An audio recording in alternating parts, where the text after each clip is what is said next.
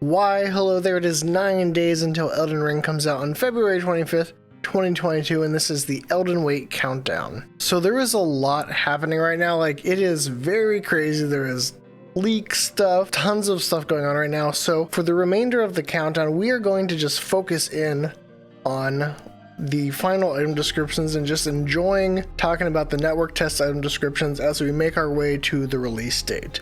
So there won't be too much news. There's other sources you can find for news. I'm going to focus on having some fun talking about items, and that's what we're going to do right now. Let's get into it. Today we're getting into a block of item descriptions about Stormvale and Limgrave, and we are talking about the map fragment of Limgrave West, and that item description says, Map of the western region of Limgrave. The domain of Limgrave, far south of the Erd Tree, is bordered to the northwest by the cliffs of Stormvale, and under its ever-clouded skies rule the great steppes of the Pale Lands.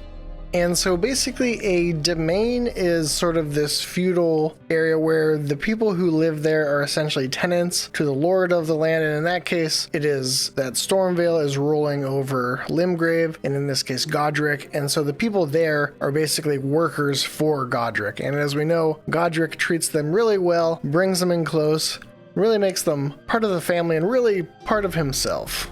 And they mention the ever-clouded skies of the Pale Lands, and I don't know why it is called the Pale Lands. It would be interesting to find out. It's nothing particularly pale about Limgrave. I would call it pretty green overall, but so that's just an interesting note to keep in mind. And there you have it, day 9, a little short, but I like the simplicity, especially as the news and community around Elden Ring is just going crazy right now.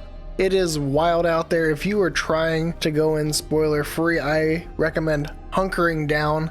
These videos, of course, will be completely spoiler free past the item descriptions from the network test. I am done talking about news and upcoming events because there's too much stuff.